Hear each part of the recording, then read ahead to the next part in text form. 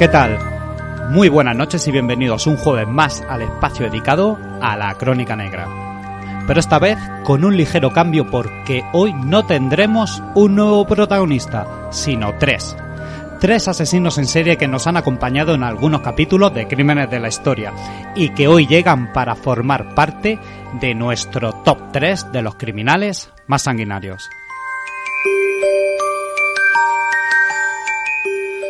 Si ya conocimos su vida, hoy tocará el turno de pasar por otros detalles hasta el momento inéditos en el programa y que en unos instantes iremos desvelando. Porque hoy es nuestro último programa de la temporada. Hoy, Crímenes de la Historia se toma unas vacaciones para volver a partir de septiembre cargado de más sucesos que mueven los cimientos de la sociedad, como lo han hecho también muchas historias nacionales de las que hemos hablado y que hoy volveremos a analizar como siempre en nuestra habitual tertulia. Así que todo esto y mucho más aquí, en Crímenes de la Historia.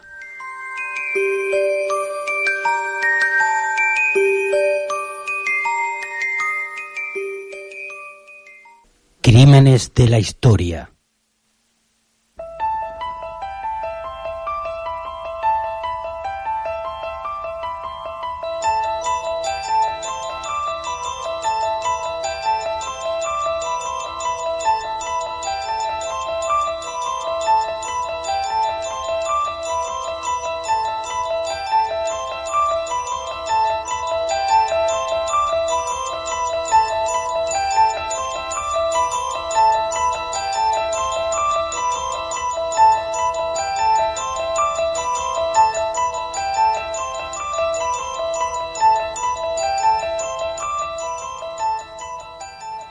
Lo decía en un inicio, hoy es nuestra última noche de la primera temporada de Crímenes de la Historia.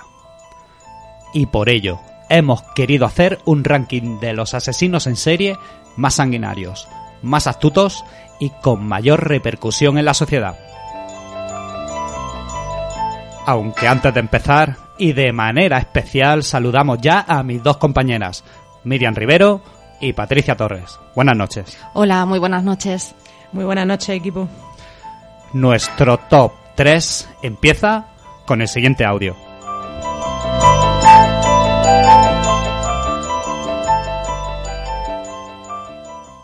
Una historia que es la de la asesina en serie más importante de Europa, sin duda, porque más de 40 casos, consideran unos 42, no se sabe exactamente con precisión cuántos niños murieron a sus manos, pero conocía la historia de esta doble personalidad, de este doble personaje que se llevaba, de pobre para secuestrar a los niños y luego de señora rica que cuando regentaba como madame un burdel en Gracia.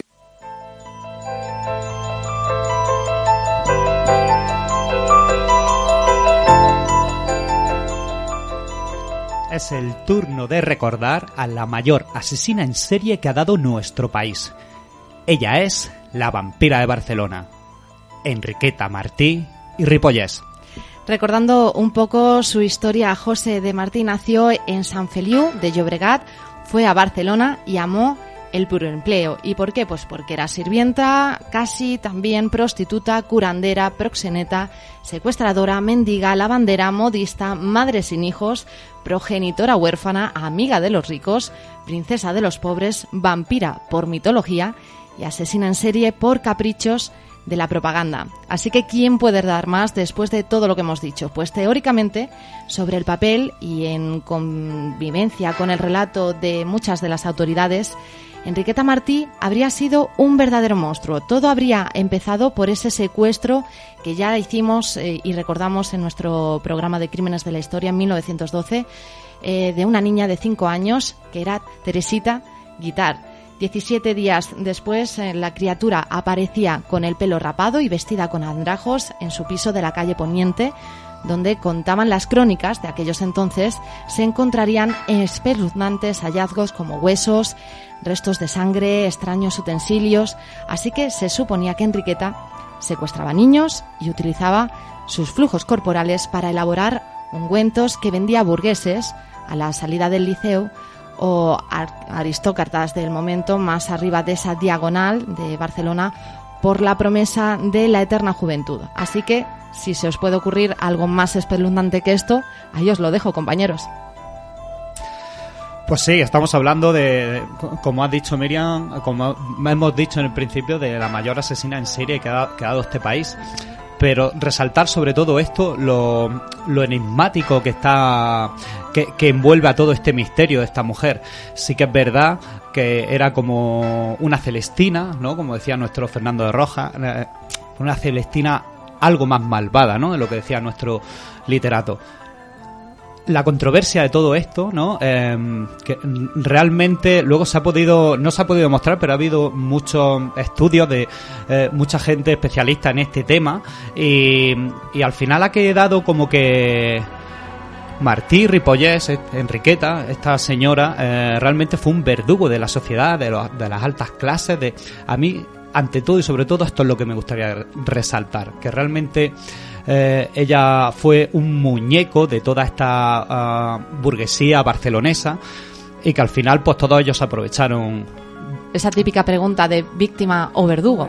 Quizá también podemos considerarla como esa cabeza de turco, ¿no? A la cual achacar una serie de, pues, desgraciadamente, de esas desapariciones, esos atroces actos como es secuestrar niños y utilizar, pues en fin, como ya mencionábamos en otros casos nacionales, esas mantecas, esos ungüentos, esa mitología, ¿no? Con curar enfermedades, prometer esa longevidad.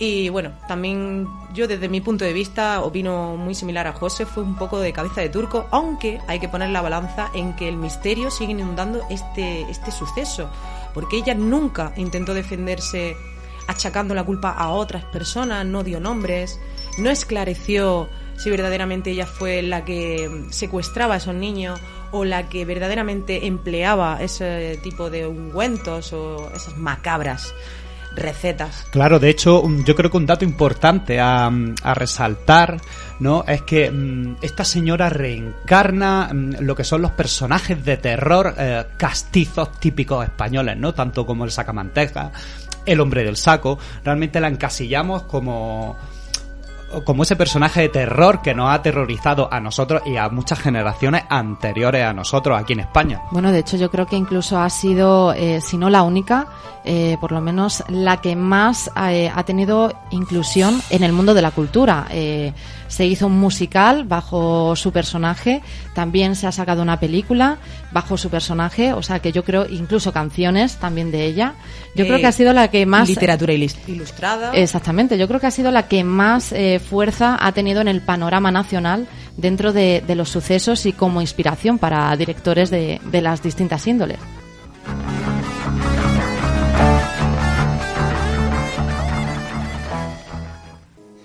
De qui ets filla, Angeleta? A tu què t'importa? Cerca les teves gallines! Calla! Le tenían mucho miedo porque la mujer les tenía encerradas en un cuarto para que no pudieran salir, ni hablar, ni escuchar, ni gritar. Aunque en un momento determinado la Teresita pudo salir la cabeza por una ventana y asomar la cara y gritar. Pues la habitación está tal como estaba. O sea que la habitación yo no la he tocado para nada. Aquí es donde metía a los críos. Y le echaba la llave. Y esta criatura se ve que un día cogió y se fue y le dejó la puerta abierta. Entonces la cría de aquí se vino aquí a la cocina. Aquí es donde la cría se ve que se asomó. Y entonces empezó a dar voces, vaya, que vinieron y entonces fue cuando la pillaron.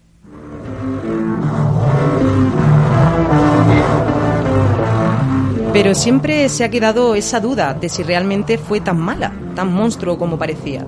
De hecho, un apunte curioso es que el escritor Jordi Corominas, en su tiempo en La Vanguardia, buscaba alguna rendija por la que comprender la vida de asesinos y víctimas. Hizo lo mismo también en Radio Barcelona, barajando información sobre crímenes locales y siempre chocaba con el nombre de Enriqueta Martí. Un día, habiendo aceptado ya la versión mentirosa, decidí meterme de lleno, bucear, en la hemeroteca, precisamente la de La Vanguardia, y donde entendió por qué muchos cronistas miraban solamente la información escabrosa que se publicó en los primeros días, ya que prescindieron de realizar un posterior seguimiento y más riguroso. Esto precisamente marca lo que ya estábamos comentando en un inicio, y es que quizá, y lo que decías justamente, Patricia, que quizás pues esas desapariciones que había tan en abundancia en la época de secuestros de niños, fue como, bueno, pues ya que tenemos a Enriqueta Martí, que no decimos que no lo hiciera, de hecho ella no negó varios crímenes de los que se le imputaron, pero sí como que le colgaron más. Sí, de hecho se puede decir que, como hablábamos anteriormente, esa especie de cabeza de turco aunó fuerzas para que ciertas sociedades, tanto de un lado como de otro, hiciesen uso de su incógnita y de su silencio. Y como bien decían, lo raro de este caso es que ella nunca negó esos hechos, pero tampoco evidenció exactamente lo que sí había perpetrado. Es quizá este halo y esa icónica visión de ella, ¿no?, que hace pues la monstrua de la que todos podemos tener miedo yendo por la calle. ¿Tenéis claro que ella sí cometió alguno de esos crímenes que se le llegó a imputar? Realmente hubo unos cuantos crímenes que sí se pudieron llegar a demostrar. Realmente lo que son asesinatos, hubo uno que no se pudo demostrar, pero que realmente encajaba dentro de lo que había pasado, sobre todo por los testimonios de las niñas que ella sí había secuestrado, claro, porque eso sí se pudo demostrar. Esa famosa declaración de Teresita, que decía que había otra niña a la que llamaban, que decían que era su hija, pero luego se demostró que no era su hija, y que previamente había tenido un hermano y que de repente ese hermano desapareció un día, no volvió a aparecer. Yo creo que, a ver, esta señora a lo mejor no se le pueden imputar todos los delitos que se le achacan, pero es un poco para echarle como la parte. Hombre, había ciertos indicios. De hecho, una de las vecinas fue la que alertó, ¿no?, de que en esa casa pasaban ciertas cosas extrañas, porque vio por la ventana a una de esas criaturas, una de esas niñas con la cabeza rapada, en un ambiente lúgubre, apenas se asomaba a la ventana. Y en fue a avisarla para hablar con ella, y le cerró rápidamente la puerta. Exacto. Había muchos, es verdad que había muchos datos, y bueno, quizás sí es verdad que se le colgaron más crímenes de los que quizá cometió, pero está claro que algo pasaba en esa casa, era como una casa de los terrores. También hay que tener en cuenta el pensamiento social de la época. Estamos hablando de una época en España donde no todo el mundo hablaba, incluso ahora lo vemos día a día. Mucha gente se calla por omisión, no quiere verse amenazado por dar cierta información o por contraponiente. Sin embargo, sí hay otra serie de gente que, sin saber la información clara, pues se dedica, ¿no?, pues quizá a engrandecer esas historias, a adornarlas, y quizá eso también ha conllevado de que se le inculpen muchos crímenes que quizás no cometió. Fíjate que lo que sí hemos hablado en numerosas ocasiones ha sido pues esa cuando cogían a esos niños, pues le quitaban todos sus flujos, pues para que las clases altas pues se curasen de enfermedades. ¿Cómo hemos evolucionado? Pero si a día de hoy, ahora que estamos en estos tiempos de pandemia, existiera algún remedio, o que se dijera que con un remedio así natural, como, bueno, a lo mejor como este es demasiado macabro, ¿no?, en los tiempos en los que estamos, pero ¿cómo actuaría la gente? Estamos hablando que en la época pues había mucha más desinformación, no había tanto avance médico como hasta ahora, y por eso quizá muchos pues llegaban a pagar por esos crímenes para curarse, o sea, por ese miedo. A día de hoy llegaríamos, no con ese final macabro de personas, pero llegaríamos a pagar con este miedo que hay en la sociedad por este coronavirus, por algo precisamente para curarnos. Hombre, me imagino que seguramente habrá un gran volumen de personas que con los ojos cerrados le dicen que ahora mismo hay una cura contra el coronavirus y no sin demostrar, claro que sin demostrar, hablando. No se lo pensaría dos veces. Pero creo que hoy en día ya somos la sociedad ha evolucionado lo suficiente como para mantener informados de una manera u otra a nuestra sociedad. Y hoy en día, yo espero que eso no llegue a pasar en esa índole. Yo, como dice Miriam, incluiría sobre todo a la alta sociedad, ¿no? Porque los que, como bien dice Patricia, la gente normal y común, llana, sí que estamos un poquito ya más metidos en lo que son las estafas y este tipo de cosas. La gente que está en la alta sociedad, como viven una vida totalmente diferente a la nuestra, sí que es verdad que todos estos rollos cultos tanto satánicos como de curanderos y estas cosas, sí que es verdad que como esta gente es mucho más extravagante, sí se deja llevar mucho más. De hecho, hemos visto como Enriqueta Martí, entre la sociedad que se movía era la sociedad burgalesa que había en Barcelona. De hecho, tenía engañado a muchas personas que llegaron incluso hasta defenderla, sin saber verdaderamente quién era.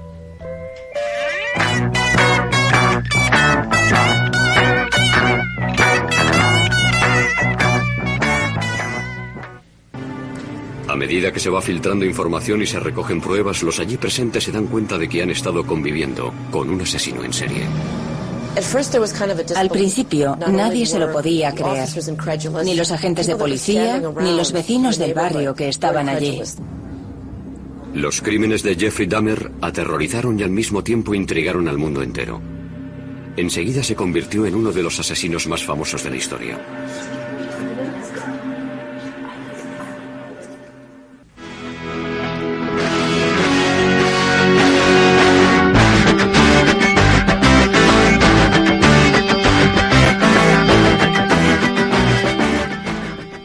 Como acabamos de escuchar, seguimos entre los asesinos en serie que más han marcado, y nuestra segunda posición no es nada más y nada menos que para el carnicero de Milwaukee. El caníbal o el monstruo de Milwaukee. Un asesino en serie estadounidense responsable de la muerte de 17 adultos y menores varones de entre 1978 y 1991, y donde la sociedad americana no pudo descansar de él hasta su muerte en 1994. Tenemos que recordar que quizá no fue el más sanguinario, pero sí de los más escabrosos. De hecho, muchos psiquiatras diagnosticaron en Dahmer un desorden de personalidad antisocial, básicamente un patrón de indiferencia hacia los derechos de otros y la violación de estos mismos, que comienza en su infancia y también en la adolescencia, chicos. A ver, tenemos aquí enfrente un típico asesino en serie de manual que tiene todas sus frustraciones marcadas, que desde pequeño tiene muchos problemas con su sexualidad. Siempre hablamos de los criminales sexuales. Este es una de las mayores referencias que tenemos. Su sexualidad reprimida, luego vemos que es homosexual, y cuando todo este tipo de sentimientos afloran, cuando él está en la adolescencia, siempre marcamos esa época americana de finales de los 60, principios de los 70, con toda esa guerra de fondo de Vietnam que siempre hemos marcado, que es cuando resurgen y resaltan los primeros asesinos en serie. Tenemos que decir que Jeffrey Dahmer es uno de los mayores exponentes de esta ideología, de este movimiento. Yo lo marcaría como icónico, de hecho, ya no solo por el tipo de asesino en serie, sino el cómo perpetraba estos asesinatos. A mí, a la hora de investigarlo y de volver a rememorarlo, siempre me fascina, incluido cuando lo veo en escenas pues míticas, como en ciertos capítulos de American Horror, se le ha llegado a representar en películas, en libros, en literatura. A mí este tipo me llegó a fascinar de una manera macabra en el aspecto de cómo zombificaba a sus víctimas, porque él verdaderamente no quería, entre comillas, que se le muriese. Por eso lo hacía. Lo que quería era poder manejarlos a su antojo, poder estar más con ellos. Él lo que quería era disfrutar de esos cuerpos, pero que estuvieran inertes, como aquel que dice, ¿no? Un maniquí. Exacto. De hecho, ¿cómo empieza nuestro Jeffrey Dahmer? Robando un maniquí y yaciendo con él durante un montón de noches y un montón de semanas. Yo creo que eso fue, de todos los asesinos en serie que hemos tratado, ese comienzo de ida de cabeza, por así decirlo, ¿no? Fue el que más me marcó. O sea, cuando consigue robar ese maniquí, cuando pasa las noches con él, esa rareza. Sí es cierto que, como bien decías en un comienzo, José, no es el más sanguinario, porque no es el que más número de víctimas tiene, pero sí como el que sigue ese patrón, ¿no? De esos crímenes, de por qué empieza en una infancia, cómo él se desarrolla en la adolescencia y por qué está tan marcado luego a la hora de cometerlos. Y esa ansiedad determinada en este tipo de asesino, ¿no? Hay que recordar un asesino en serie, serie, la ¿no? crueldad también con la que comete sus actos. Exactamente, esa predeterminación, esa estrategia para conseguir a sus víctimas, esa manera de deshacerse con ellos una vez que ya no les servía y cómo plantearse el volver a cazar, ¿no? También tenía esos periodos de enfriamiento, pero es bastante curioso. Y os voy a contar un dato curioso que hacía cuando cumplía condena. El hombre que mató a golpes al asesino en serie Jeffrey Dahmer dentro de una prisión de Wisconsin dijo que lo hizo debido al escalofriante sentido del humor que tenía Dahmer. Porque, por ejemplo, convertía los alimentos de la cárcel en extremidades falsas, cubriéndolas con salsa de tomate para simular esa sangre. Esto salió publicado en el New York Post.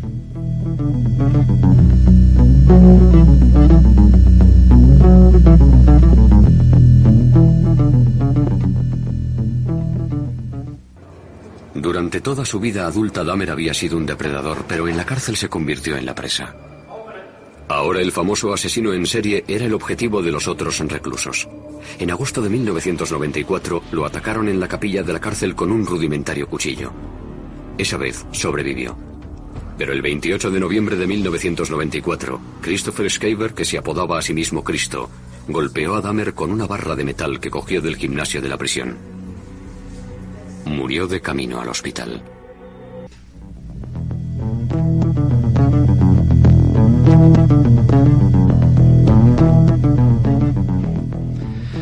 Como bien decía Patricia, ¿no? Ese último apunte que dieron sobre Jeffrey Dahmer. Tenemos que recordar que él, cuando era pequeño, sí que es verdad que lo que más le gustaba era descuartizar a los animales. Y una vez que lo metieron en ese periodo de transición que estuvo en un centro psiquiátrico, una de las razones por las que lo expulsaron era porque todas las mañanas llevaba pájaros desmembrados y los ponía cuando la gente estaba desayunando.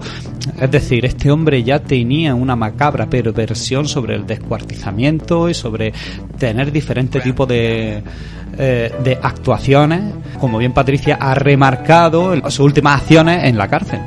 Bueno, y de hecho tampoco, sí es cierto que igual que muchos criminales han tenido una infancia muy complicada, en el caso de Dahmer no fue así, o sea, era un niño querido. Era un niño querido, pero sí hay que resaltar un poco, como bien iniciaba José, esa represión sexual, que debido al contexto social en el que vivía, ha sido motivo de impulsividad por otros criminales que también hemos narrado aquí en Crímenes de la Historia. Sí, es como un patrón que han seguido muchos. Claro, entonces es un poco un cóctel molotov. Si tú tienes a una persona con una tendencia sexual que no está aceptada por la sociedad en ese momento, una persona reprimida, pero que lo ha tenido todo, pese a esa infancia bien tratada, lo ha tenido todo, pero ese síntoma, ¿no? Esa ansiedad de necesitar a alguien que lo comprendiese sexualmente, o como él creía que lo comprendiese, que es pues ese maniquí, ¿no? Esa persona zombificada al lado. Eso es un dato bastante importante a remarcar, esas represiones que vivimos día a día.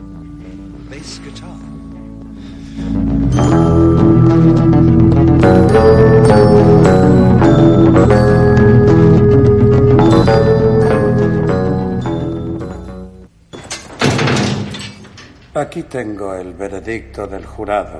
¿Alguacil? ¿Podría entregárselo a la secretaria para que lo lea en alto? ¿Podría el acusado ponerse en pie?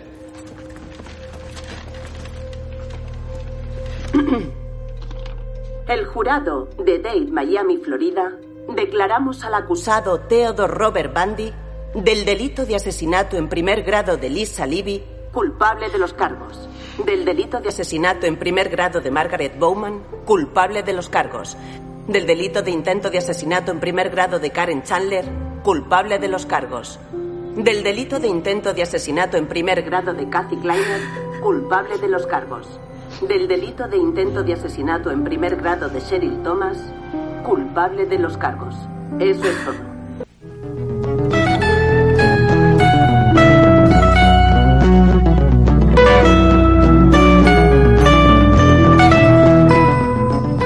Y no había duda alguna de que debíamos acabar nuestro podio con el más mediático de todos los asesinos en serie.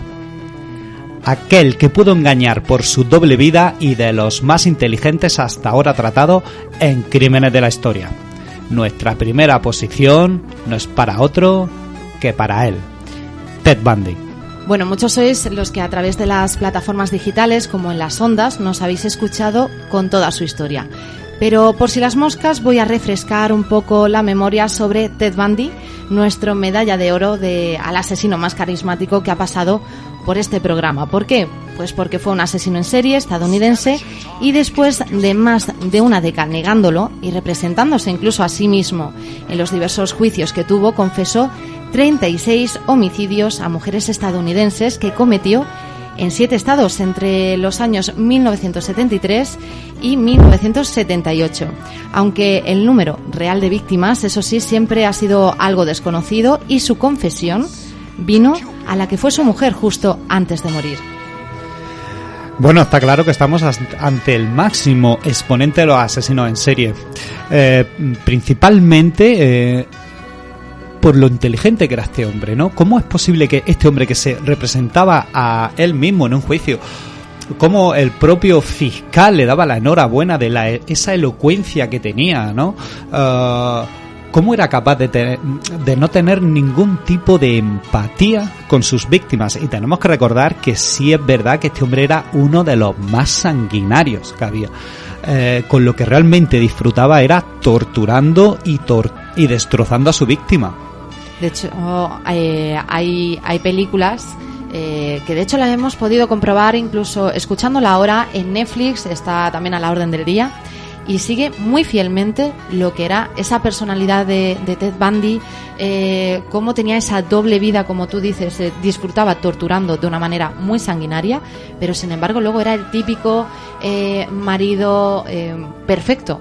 Quería a su mujer con ella era totalmente cariñoso, todo lo que se podía esperar de una pareja, queriendo también y ayudando también a su pareja a criar a su hija, o sea, el padre perfecto, el marido perfecto, el estudiante perfecto y luego pues esa doble cara. Incluso intentó llegar a ser el criminal perfecto, ¿no? Por esos juicios, esas cintas, esas colaboraciones. Para intentar eludir, ¿no? Lo que dices, esa pena a muerte. Exacto.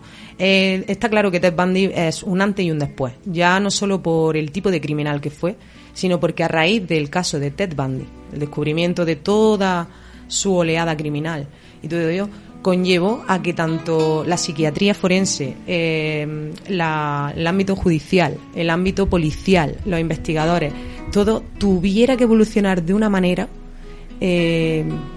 a pasos agrandados para poder cazarlo, para poder inculparlo, ¿no? Y aquí me gusta mucho lo de las investigaciones forenses, ¿no? Y cómo empieza la criminología, ¿no? De dónde viene toda esta rama que gracias a ella pues hoy en día pues se pueden evidenciar los actos y todos los crímenes que puede llegar a cometer cualquier persona. Por eso digo que es un antes y un después, porque en esos juicios tan mediáticos la única prueba verdaderamente fehaciente ya no solo era las declaraciones de una chica que consiguió sobrevivir, ¿no? Esta chica que intentó secuestrar en su coche. En un principio no la creían. No la creían, pero esa gran prueba que finalmente hizo que cazaran a este hombre fue esa prueba odontológica, en la que no se pudo refutar nada, porque es como las huellas digitales. Pese a eso también lo rebatió. También lo rebatió. O sea, fue yo creo que el primero de los tantos juicios que ha habido posteriormente en Estados Unidos, ¿no? Y un antes y un después. Ted Bundy es digno de estudio en todos estos aspectos judiciales, forenses, psiquiátricos, criminalísticos. Una serie de evidencias que lo dejan, como decimos, en el primer podio.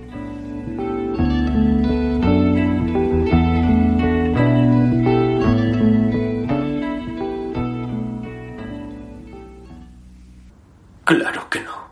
Hay inspectores de 7 estados ahí fuera con cientos de expedientes de casos abiertos esperando tu confesión. No hice nada, Liz. Entonces, ¿por qué vas a decirles que sí? Es lo que harás, ¿no? ¿Vender la verdad a cambio de tiempo? Les diré lo que quieren escuchar. Si no, me van a freír ya. Es la única forma de sobrevivir. Así que sí, les daré información, pequeñas pistas falsas, pero nada es cierto. Todo esto acabará. Solo acabará con la verdad.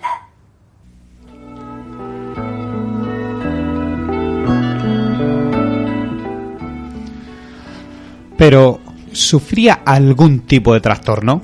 Bueno, pues varios fueron los exámenes psiquiatras a los que fue sometido Ted Bundy, sin que exista una conclusión uniforme acerca de la posibilidad de alguna patología que pudiera sufrir. Por ejemplo, Dorothy Othnow Lewis, que era profesora de psiquiatría en la Facultad de Medicina de la Universidad de Nueva York, le diagnosticó un trastorno bipolar, pero luego más tarde se retractó, es decir, que vio que realmente no tenía ningún tipo de trastorno. Es que es un personaje, como decía anteriormente, bastante complejo, porque detonaba como esa bipolaridad, pero no solo una bipolaridad, yo diría que hasta una personalidad múltiple. No solamente tenía dos caras, ¿no? Porque tenía la cara de asesino que no podía dejar de asesinar y de matar a esas víctimas, de secuestrar, de sodomizarlas, ¿no? Pero sin embargo tenía la otra personalidad, como bien decía Miriam, de buen marido, buen novio, cuidaba a la hija de su pareja. Vamos, para nada a esa pareja en ese momento le llegaba a decir que su marido o su novio es de esta guisa, me imagino que no se lo creería. Bueno, es que ella sufrió mucho precisamente porque no se lo creía en un principio. Ella veía pues cómo Bundy era con ella, todo lo que hacía por ella, lo cariñoso que era con ella, y no podía llegar a creerse pues que actuara de esa forma, tan sádica, tan sanguinaria. Sí que es verdad que tenemos que resaltar como un antes y un después dentro de la vida de Ted Bundy. Y ese antes y ese después se crea cuando su novia de la infancia, de toda la vida, lo abandona. Sabemos que lo abandona porque Ted Bundy se acomoda mucho en una vida facilona y simplona, y esta mujer lo que quiere es un hombre muchísimo más importante, y es ahí cuando Ted Bundy cae en una depresión infalible. Y de hecho todas las víctimas que tiene que caen bajo el yugo y las manos de Ted Bundy tienen una similitud física enorme a su primera mujer. De hecho, va buscando ese tipo de perfil, todas son muy parecidas. Que recordemos, cuando él sale de esa pequeña depresión, intenta preparar como su venganza, y es cuando se postula para senador, es cuando se quiere meter en política, cuando se acaba de sacar su carrera de derechos, cuando resurge el nuevo Ted Bundy. Pero resurge ¿para qué? Para vengarse, para matar a esa mujer, y luego intenta matarla una y otra vez, como hace con todas las víctimas. Y es que a lo largo de su historia hemos hablado de su inteligencia, de que representó a sí mismo. Y es que Ted Bundy se inscribió en la Universidad de Puget Sound y empezó a estudiar psicología, área en la que resultó ser un buen estudiante. En 1967 se enamoró y empezó otra relación con una compañera de la universidad, Stephanie Brooks. Abandonó los estudios durante un tiempo y después, en 1973, regresó a la universidad, como decías, José, de Washington, para matricularse en Derecho.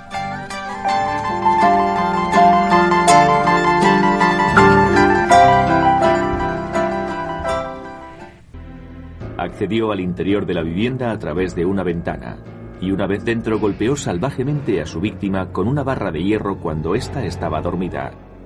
A la mañana siguiente el cuerpo de Johnny fue hallado en medio de un charco de sangre, con un trozo de madera procedente de la cabecera de su cama introducido a presión en la vagina. Bundy eligió a Johnny por una razón muy concreta. Poseía ciertas características físicas comunes a todas sus víctimas. Llevaba el pelo largo, peinado con la raya al medio. Aún habrían de pasar años para que la policía desentrañase el móvil de los crímenes de Bundy.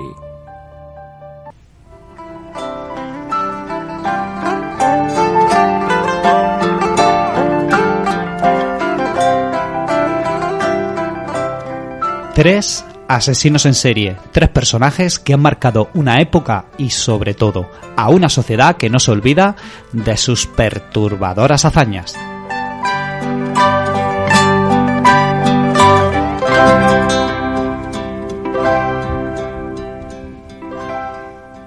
Crímenes de la historia.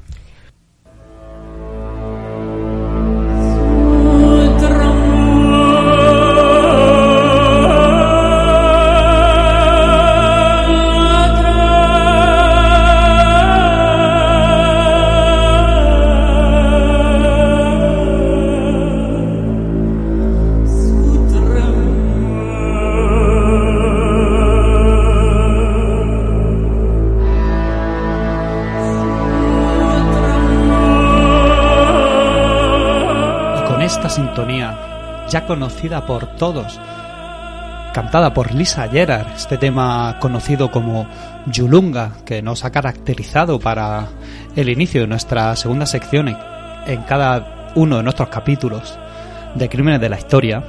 Vamos a hacer un balance de la temporada, esta segunda sección, con los sucesos nacionales, aunque esta vez, y a diferencia de nuestro recorrido en la primera parte, será a través de los casos que más nos han impactado a nosotros. Así que comenzamos con Patricia, porque ¿cuál ha sido el suceso que más te llegó en tus momentos de investigación? Pues buena pregunta, José, porque han sido tantos y tantos sucesos de los que hemos narrado y que hemos puesto tanta fuerza y tanta hora de investigación que no podemos descartar ninguno. Pero hay uno en concreto que me gustaría recordar, y es uno de esos casos que a nivel personal, tanto investigando como locutando nuestro espacio, me pareció uno de los más chocantes, dado porque es un suceso que no pasó hace mucho. No estamos hablando de un suceso del siglo XX o del siglo XIX o de principios de los años 60, no, estamos hablando de un suceso que pasó escasamente hace un año. Se trata del caso de Alberto Sánchez, o más bien apodado como el parricida caníbal. Y es que este suceso cubría de negro las semanas de febrero de 2019, como decía, en el barrio de La Guindalera, cerca de Las Ventas, en Madrid. Una vecina advierte de la desaparición y bueno, de que no ve asiduamente, como solía hacer, a su vecina María Soledad Gómez, de 66 años. Cuando las autoridades, a raíz de esta denuncia, se personan en el domicilio de María Soledad, se encuentran con que allí vive su hijo, Alberto Sánchez, de 26 años, quien les abre la puerta. Y tras varias preguntas de la policía hacia este individuo, finalmente, ante la inconcluencia de la respuesta, la policía interviene en el domicilio y la escena que se encuentran es dantesca. Alberto confiesa que hace 2 semanas mató a su madre y que posteriormente, al no saber cómo hacer desaparecer ese cuerpo, la descuartizó y con ayuda de un tipo industrial de trituradora o a mano, tritura sus restos para posteriormente almacenarlos en unos tuppers, y que junto a su perro, desde el momento que la mata hasta que es detenido, llevaban comiéndose a esta mujer 2 semanas. Este caso a mí me dejó impactadísima, ya no solo por el en sí de matar a tu madre, descuartizarla, triturarla y meterla en tuppers, es que también se la estaba comiendo. Las autoridades no habían visto nada igual. Tras su detención pasa a estar en prisión sin fianza y vigilado día y noche. Pasa meses en la enfermería del Soto del Real hasta que es trasladado a uno de los 2 únicos centros psiquiátricos penitenciarios, que hasta día de hoy no sabemos cuál de esos 2, si en Sevilla o en Alicante. ¿Por qué me impactó tanto este caso? Pues bien, compañeros, es que no solo como decía, por la rocambolesca historia que lo envuelve, sino por los aspectos que caracterizan a este tipo de asesino. Porque no estamos hablando de un asesino o un serial killer, un asesino en serie, sino de una persona que psicológicamente no responde como una persona que tenga un plan o una reconocida e imperiosa ganas de matar. Estamos hablando de un individuo que, aunque de por sí denotaba, y además así lo han dicho vecinos, familiares, que era un chico introvertido, violento, y que se llegó a demostrar que hasta en 12 ocasiones la madre llegó a denunciarlo por maltrato, también tenemos que decir que es una persona que, después de una serie de pruebas, de conclusiones y de ensayo y de estudio, podemos decir que hoy en día es una persona que tiene un brote o sufrió un brote a raíz de una esquizofrenia que tiene bastante acrecentada en su interior, y que quizás si hubiese estado tratado en su momento, pues no habría acabado de la manera con la que acabó a su madre, ¿no? Tenemos declaraciones, por ejemplo, de un prestigioso psiquiatra forense en la que entra a deducir este gran debate que existe hoy en día en cómo tratar a este tipo de delincuentes. Estos días hemos oído una terrible noticia. Un hijo mata a su madre, la reparte en unos tuppers y se la va comiendo junto con su mascota, con su perro. Esto, dicho así, parece que es el anuncio de una película de terror, pero triste y lamentablemente es la realidad que ha ocurrido en un barrio de Madrid y que nos pone una vez más de manifiesto cómo la enfermedad mental puede traspasar muchas fronteras.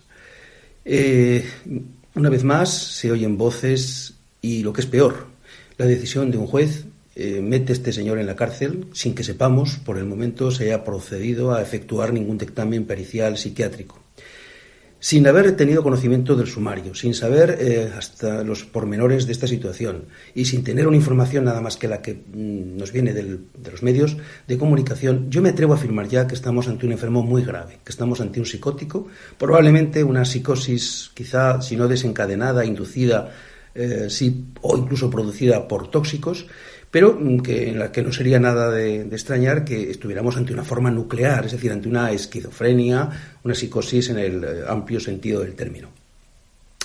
Este vídeo no pretende ser más que una llamada de atención de nuevo, porque creo que no se está dando el tratamiento adecuado, no se trataría adecuadamente a un enfermo mental si introdujéramos su vida, su trayectoria en el centro penitenciario, lo dejáramos allí, le diéramos una medicación que no es posible controlar ni regular de forma adecuada, por muy bien que lo quieran hacer los médicos de prisiones en una cárcel. Y, bueno, con el paso del tiempo, pues esta persona saldrá a la calle y volveremos a tener un enfermo que no ha sido tratado adecuadamente y que su potencial criminalidad o peligrosidad seguirá estando presente.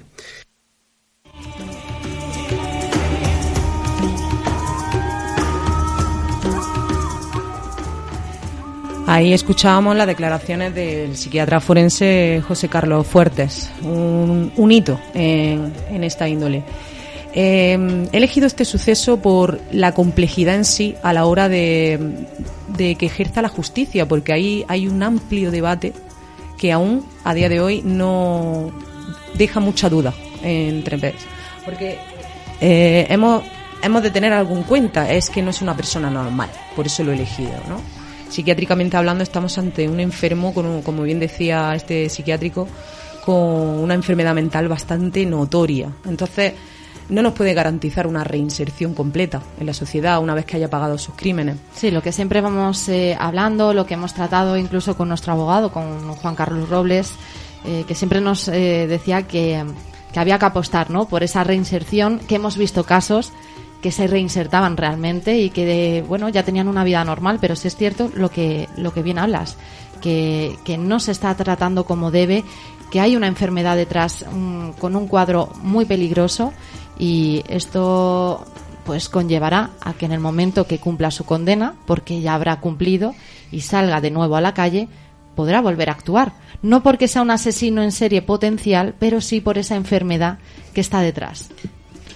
Lo que está claro es que este hombre ya traía problemas desde que era muy joven. De hecho, como comentábamos, se había peleado con su hermano a raíz de su madre. Casi todos los traumas que tiene se los intenta achacar a su madre, como bien le pasa a muchos criminales y a muchos asesinos en serie, que claro, la única educación que tienen, o se ven demasiado amparados o por su figura maternal, ¿no?, que suelen ser siempre los que lo cobijan en demasía.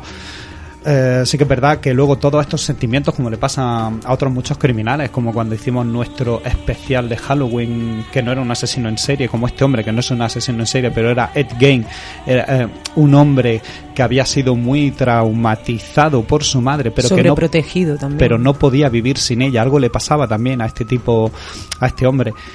Pero vamos, de ahí a matarla y comértela, realmente este hombre estaba tocadillo. Claro, es que estamos hablando, como bien decía, y de hecho por eso he elegido este suceso. Me marcó muchísimo el mero hecho de pensar de que cualquier persona de a pie puede llegar a tener una enfermedad mental y no saber que la tiene.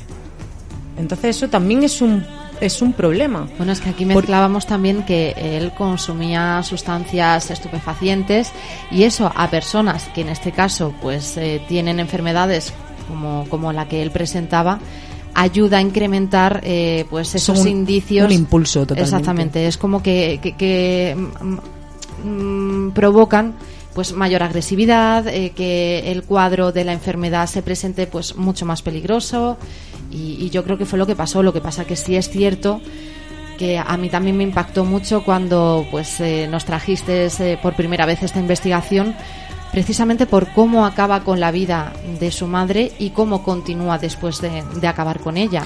De hecho, lo tuvieron vigilado, seguramente esté vigilado día y noche por miedo a suicidio. Que eso también lo predeterminaron los forenses en los exámenes médicos. Y es por ello que quizás este suceso, como decía, me impactó tanto. Porque tenemos otros ejemplos que, sin embargo, han pasado nacionalmente aquí, como es el caso de otra criminal en su momento, Noelia Domingo, que también presentaba un cuadro clínico muy parecido. Sin embargo, era una persona que trabajaba en un hospital y un día le dio un brote y asesinó a 3 personas en su puesto de trabajo. Estamos hablando en un hospital. A esta mujer se le encerró, se le trató.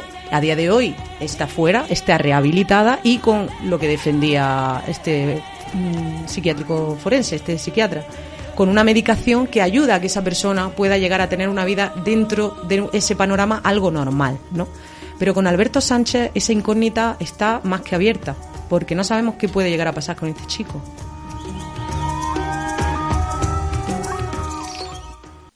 Eso sí, se habrá hecho, no justicia, porque la justicia en nuestro país, según manda la Constitución, consiste básicamente no en castigar, sino en rehabilitar al delincuente.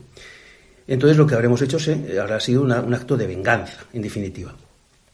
Yo soy consciente de que estas palabras que estoy diciendo pueden, en fin, irritar, incluso molestar a una parte de la ciudadanía, pero uno es médico, es psiquiatra, llevo 30 y tantos años viendo pacientes de este tipo y, evidentemente, no es este el camino, desde mi punto de vista.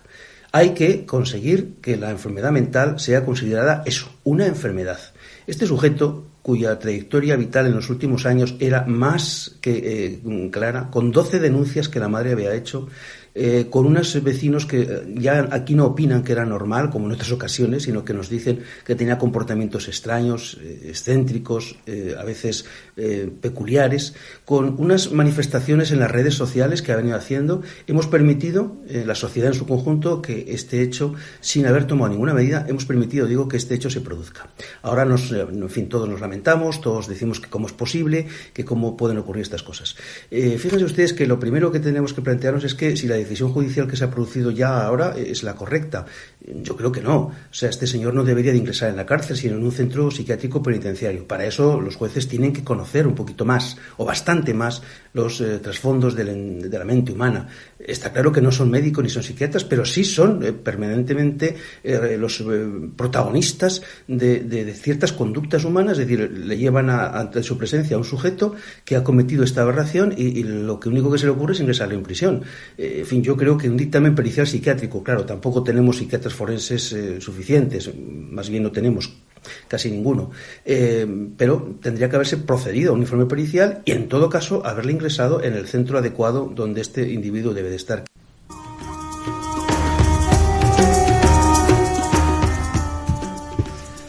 Bueno, está claro que lo que acaba de decir este psiquiatra deja muy en entredicho, ¿no?, cómo está la justicia en España, cuáles son nuestras carencias realmente, ¿no? Porque sí que es verdad que nosotros no podemos juzgar a una persona, como ha dejado bien claro este psiquiatra, que es por venganza.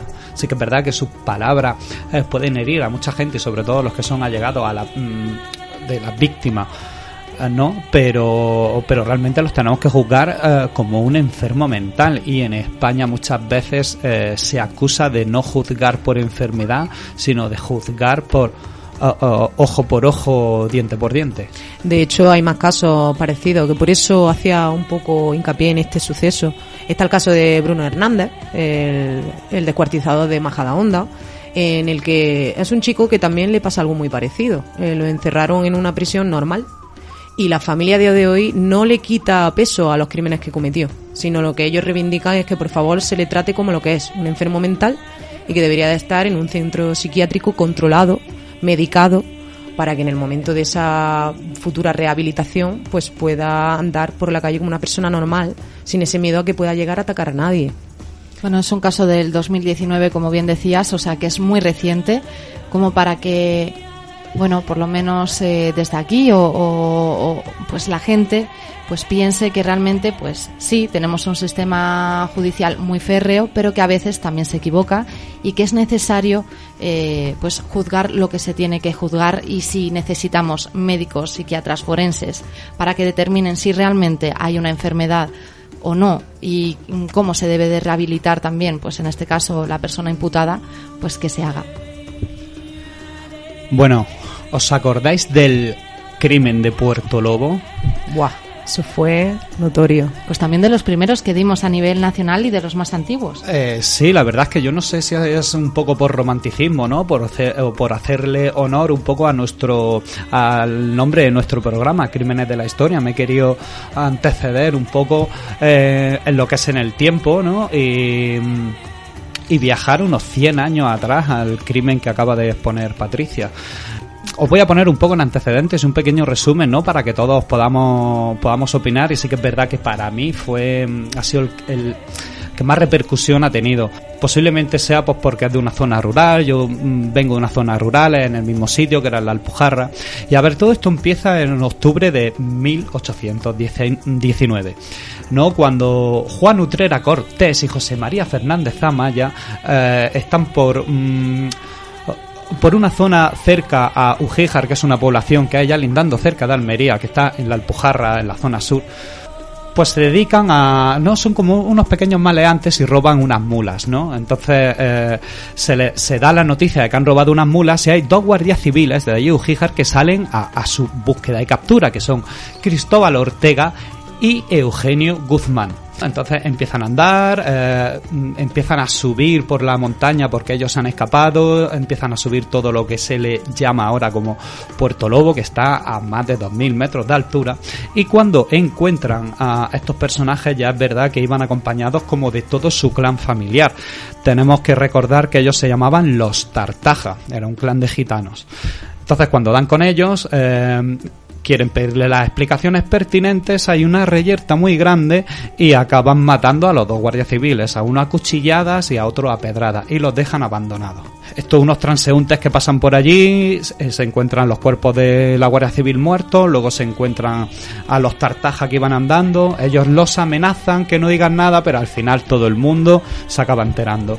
¿Qué es lo que pasa cuando matas a 2 guardias civiles? Que ya tienes a todo el ejército en tu búsqueda.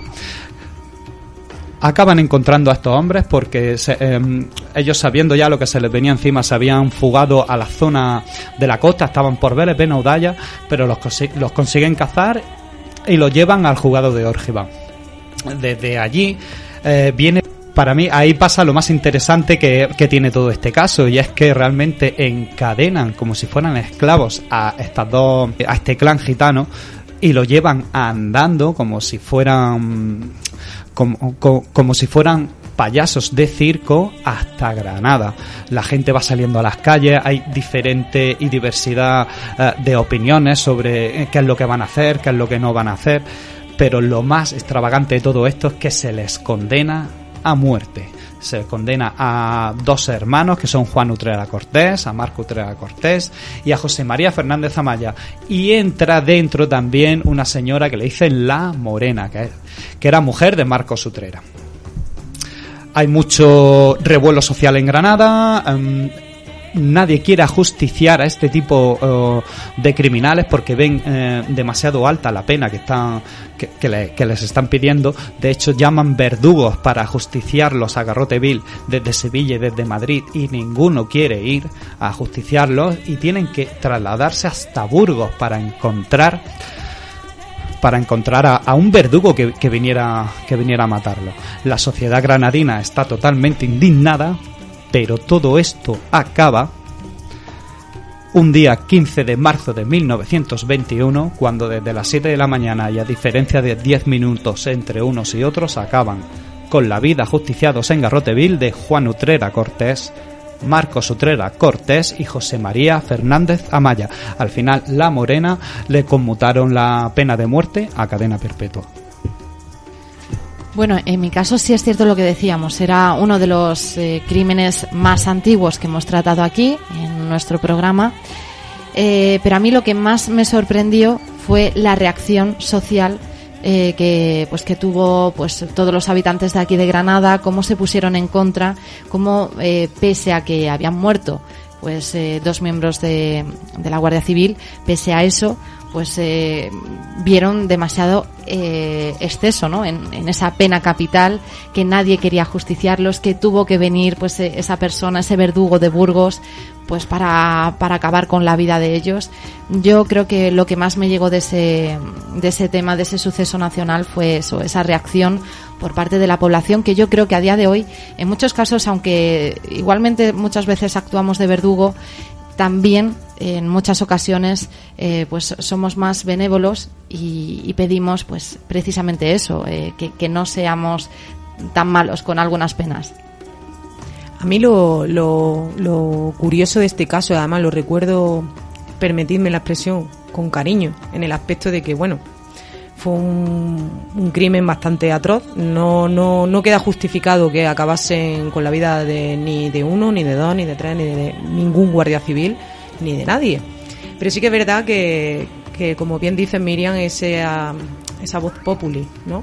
Fue bastante notante. A mí, sin embargo, el aspecto que más me llama la atención de este suceso es esa diligencia enorme desde lo que es la Alpujarra granadina hasta el centro de la ciudad. Estamos hablando de kilómetros y kilómetros a pie, encadenados. O sea, es decir, no por justificarlo ni mucho menos, ¿no? Pero después de toda esa diligencia, garrote vil, ¿no? Eso es quizá lo que la sociedad granadina aunaba en esfuerzo a todo. Claro, porque se les exponía un poco como si fueran monos de feria, en plan, os van a ver todas las poblaciones, vais a estar andando desde tal punta hasta el momento de vuestras muertes. A ver, sí que es cierto que los Tartaja, como bien decía José, ese clan gitano ya tenía fama de esos hurtos rurales, de burros, de utensilios, todo lo que le hacía falta.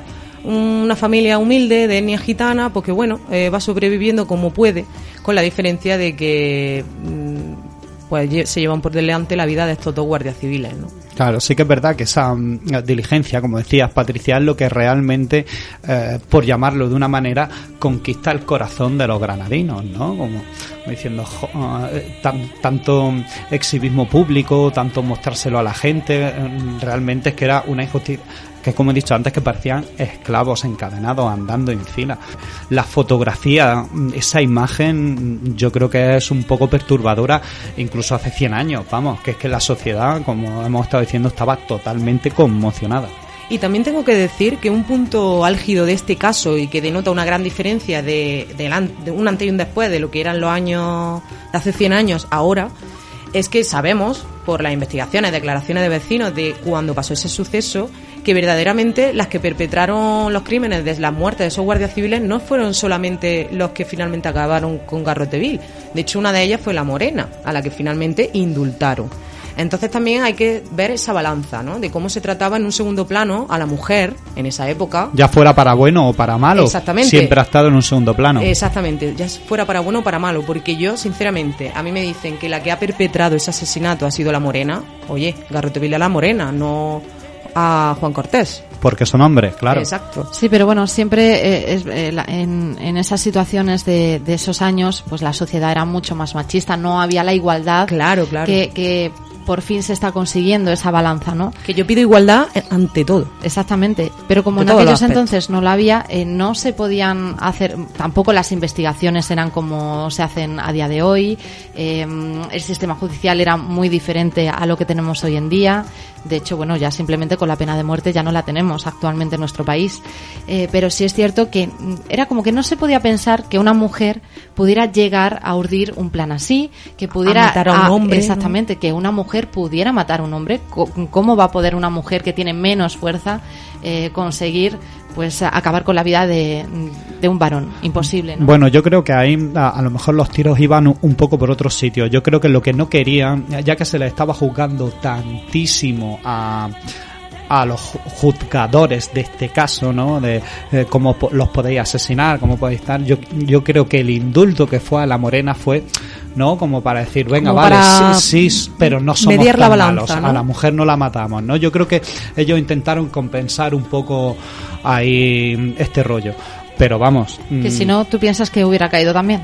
O sea, que quizá fue por esa presión social. Sí, de hecho el presidente del país, que es el que acaba de entrar nuevo, que apoyaba el gobierno que tenía el alcalde de Granada en aquel momento. El alcalde de Granada, ellos cogieron muchísimas firmas, muchísimos escritos pidiendo los indultos, y dijeron que al principio la Morena tampoco estaba condenada a muerte. Y este presidente del país dijo: no hay perdón para ninguno. Ellos tres, Garrote Vil y la Morena también. Y por mucho que se estuvo luchando, y gracias al alcalde de Granada, al final pudieron darle el indulto a esta mujer. Porque hay que hacer hincapié también en la situación social en la que estamos hablando. Sí, la política española estaba muy convulsa. Claro, estamos hablando de que hay atentados en Barcelona, de que hay un cambio de presidente en España, no sé si fueron 11 cambios seguidos en menos de 2 años, antes de ese famoso golpe de Estado de Primo de Rivera. Estamos hablando en esta época. Entonces, claro, estamos ante una sociedad en que cualquier reyerta con la autoridad, cualquier tipo de bronca, la voz popular se hacía eco de ello, ya fuera de un lado o de otro.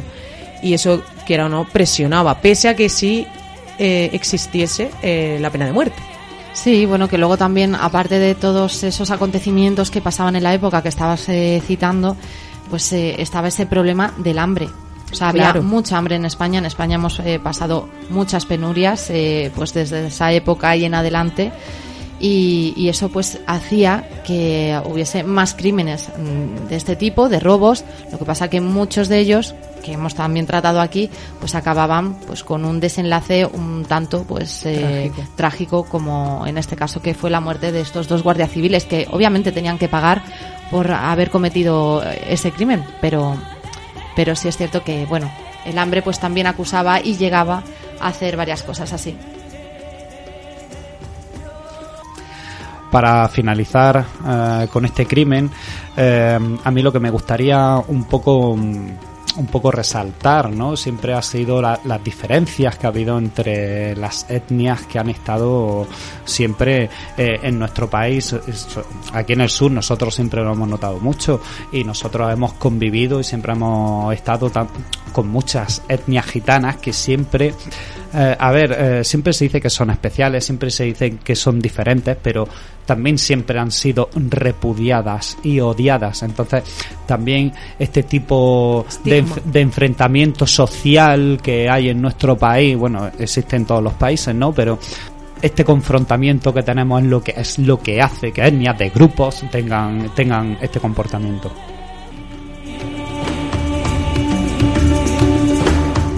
Bueno, pues yo por mi parte he traído otro crimen muy escabroso, porque siempre me han llamado especialmente a mí la atención de las famosas viudas negras. Y he querido recordar la historia de la croquetera, uno de los primeros sucesos nacionales de los que hablamos aquí. O sea, nos hemos reído por ese famoso nombre, por lo que, pues al fin y al cabo cómo acabó todo ese desenlace, pero que es muy escabroso, cuanto menos.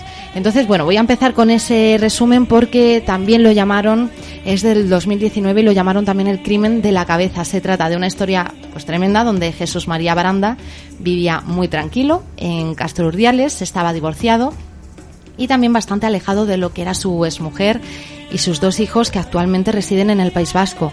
Le había quedado una buena pensión de jubilación y vivía cerca de 2 primos, y son ellos los que a mediados del mes de febrero del año pasado pues le empezaron a echar de menos. Así que Mari Carmen Merino, que así se llamaba y se llama la que fue la pareja del desaparecido y que actualmente está en prisión acusada de decapitarlo, pues le contó a sus primos que Jesús María se había ido a pasar unos días a Galicia con una cuadrilla de viejos amigos del banco, que era donde trabajaba. Les dijo además que no siguieran llamándole a su teléfono móvil porque se le había estropeado y ella le había comprado otro para que pudiera usarlo durante todo el viaje. La mujer les da entonces el número de teléfono del hombre y los 2 primos de este jubilado le empezaron a mandar mensajes, a los que el hombre, o más bien alguien, responde de forma un tanto seca. El tiempo fue pasando y Jesús María no volvía, no aparecía por Castro Urdiales, así que Carmen Merino pasó bien tranquila todo el verano en esta localidad, donde incluso invitó a parte de su familia y de sus amigos, haciendo pues lo que es una vida social bastante normal. Hasta que una vecina decidió cambiar los armarios de su casa en el mes de septiembre y empezaba a refrescar allí en la localidad, como estamos diciendo, de Castro Urdiales, y había que sacar pues algo de ropa ya de invierno, ¿no?, de abrigo. Esa vecina abrió el armario y notó un olor muy desagradable, recordando que unos meses atrás, por aquel mes de abril, la pareja del desaparecido le había pedido que le guardara una caja.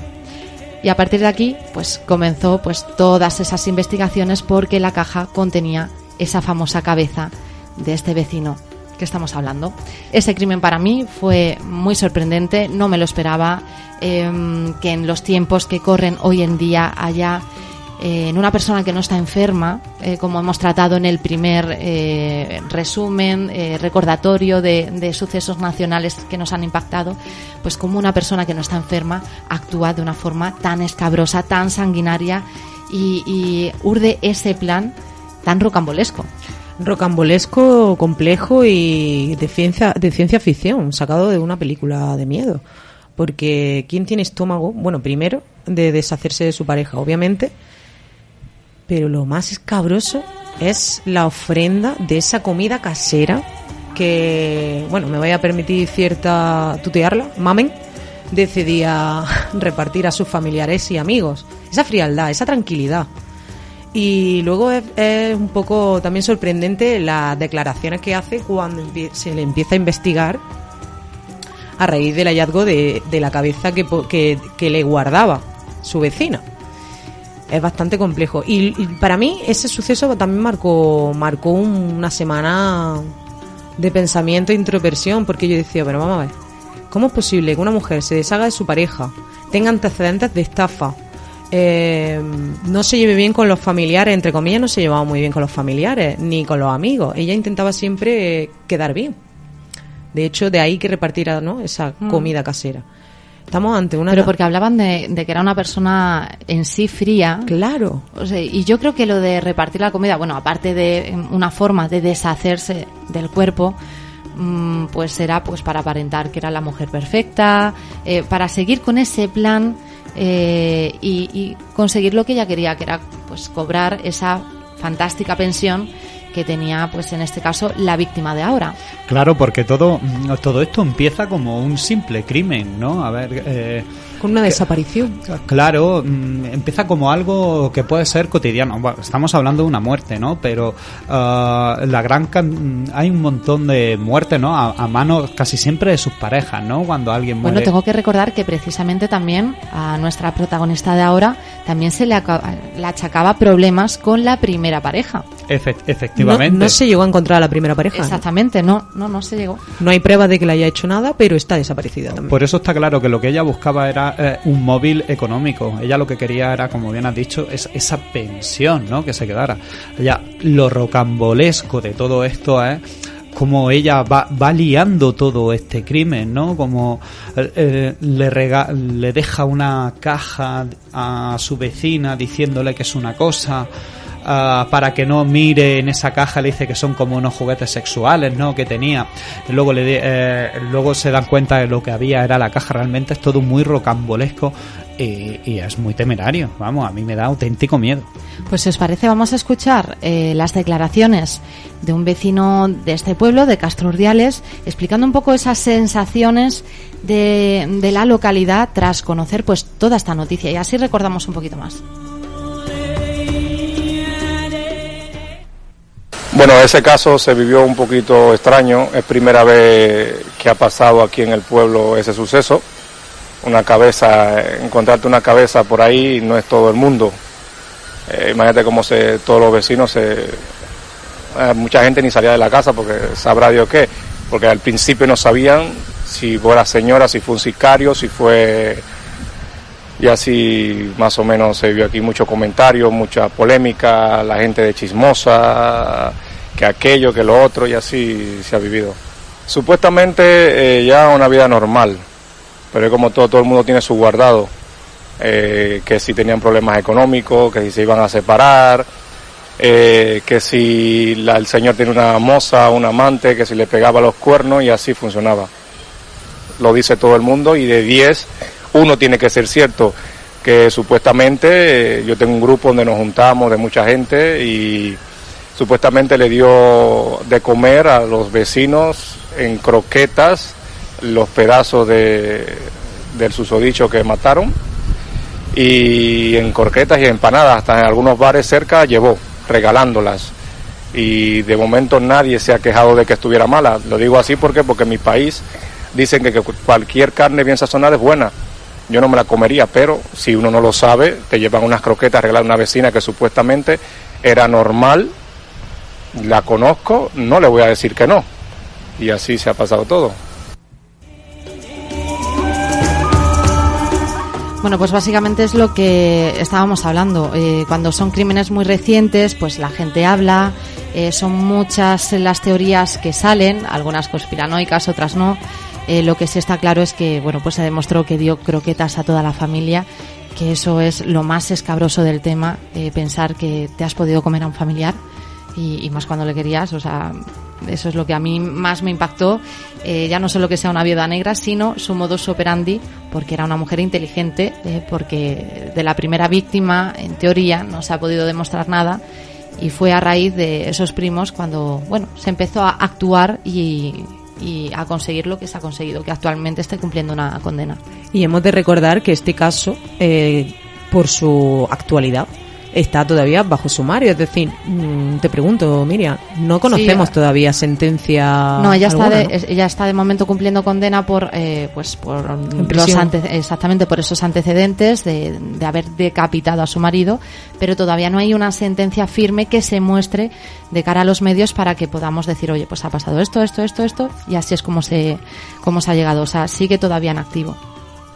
Lo que yo creo que nos queda claro con este crimen es que nadie está a salvo, que cualquier persona que nosotros creemos que es totalmente normal, porque sí que es verdad que casi todos los criminales tienen un toque psicótico que muchas veces los ves de lejos, pero esta mujer no, era una mujer totalmente normal que puede ser tu vecina, y mira tú qué cosas puede hacer tu vecina.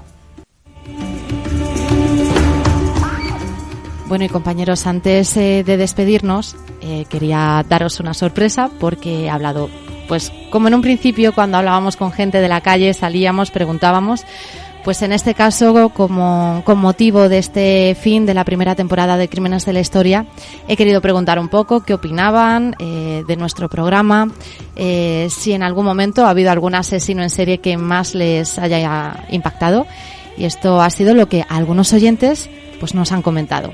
Va por vosotros.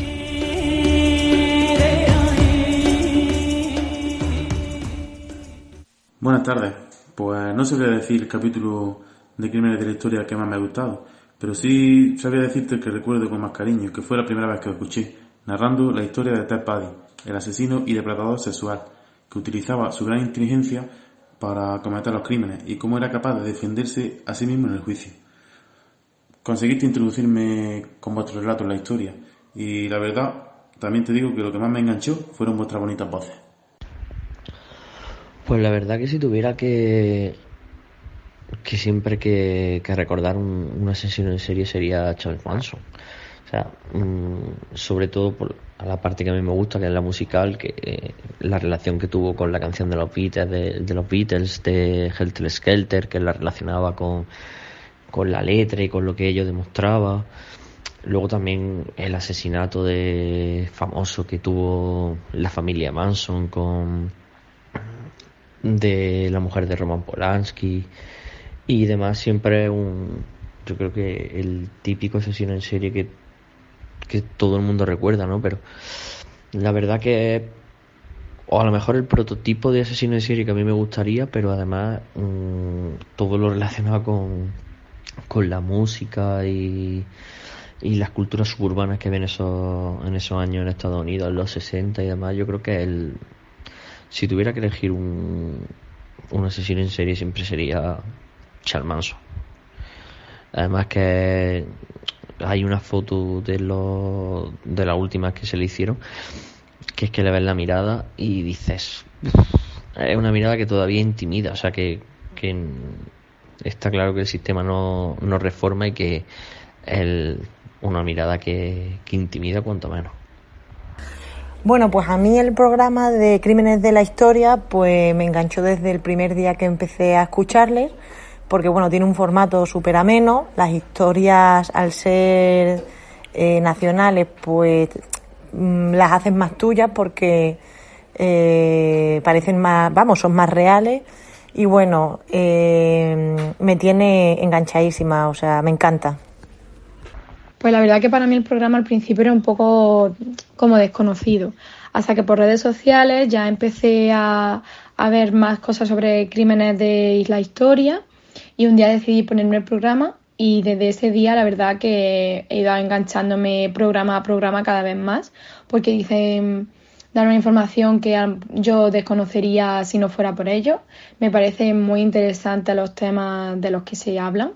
Incluso ha habido películas que se han recomendado que a mí me han gustado bastante y si no hubiera sido por el programa de Crímenes de la Historia, pues no hubiera visto a lo mejor y mira, yo también llegué a recomendar esas películas. Así que ahora soy una fiel seguidora de este programa, intento no perdérmelo ningún día y estoy encantada con la decisión que tomé de empezar a ponerme a escuchar el programa un día.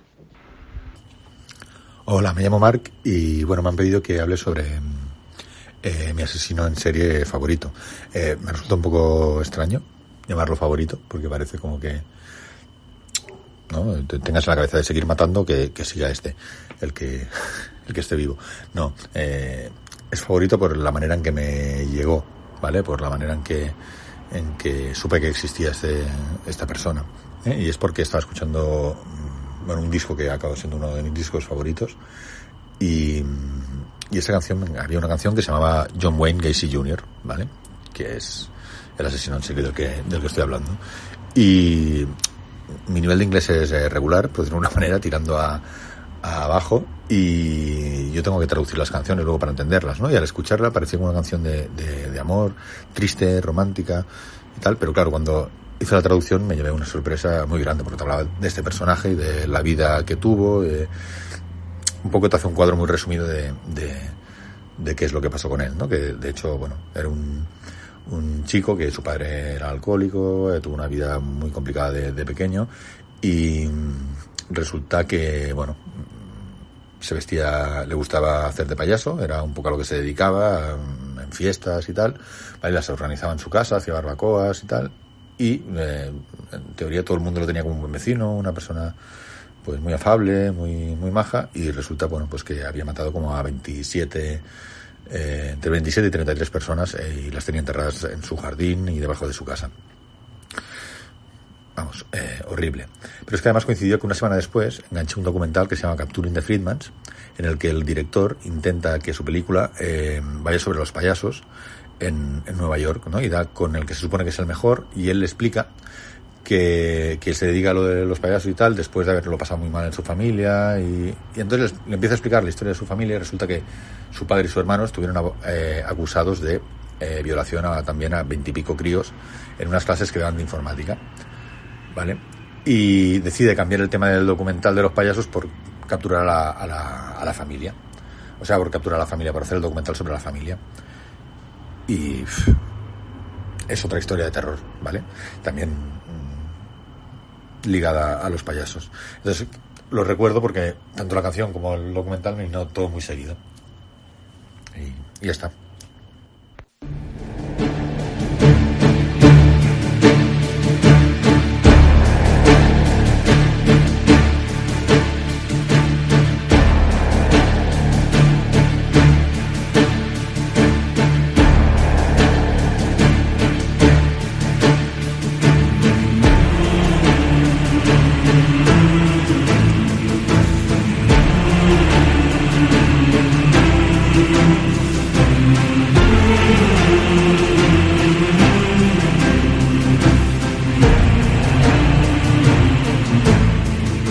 Y hasta aquí la primera temporada de Crímenes de la Historia. Nosotros volveremos en septiembre cargados de novedades y con mucha energía, porque durante toda esta primera temporada solo nos sale daros las gracias por la gran acogida que hemos tenido, como la familia criminal ha ido creciendo semana tras semana, desde muchos puntos de España.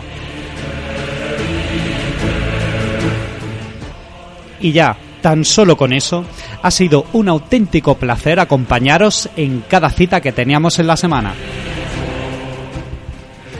Comenzamos el mismo equipo que hoy habéis escuchado y poco a poco fuimos ampliando, contando con colaboraciones como nuestro compañero en las ondas, el actor de doblaje Telemaco, Maco, como a él le gusta que le llamen, además de nuestra doctora en psicología, Jacqueline García, con sus precisos análisis sobre la mente de los criminales y las pautas que les llevaron a que actuaran de esa manera. Pero además también hacer una especial mención a nuestro tertuliano y abogado Juan Carlos Robles, porque nos ha hecho comprender en cada suceso nacional cómo funciona la ley en nuestro país, qué pasos se han ido dando en toda su historia.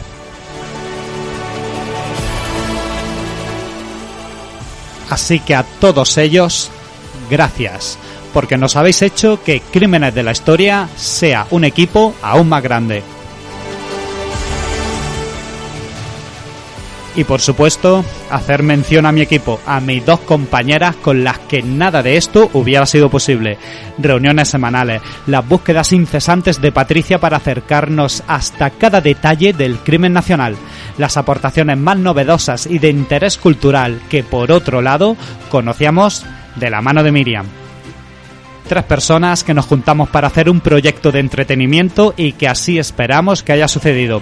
Que empezamos con el formato en radio, pero que ya nos encontramos en plataformas como iVoox o YouTube, para que podáis seguir escuchando los episodios, como también en Instagram, para que continuéis al tanto de las novedades.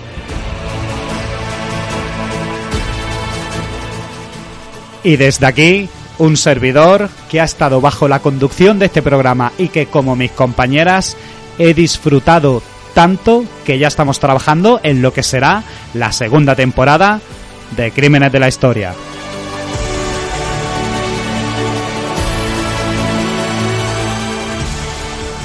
Y ahora sí, os dejo con el tema de 1492, La conquista del paraíso, de Vangelis. Buenas noches.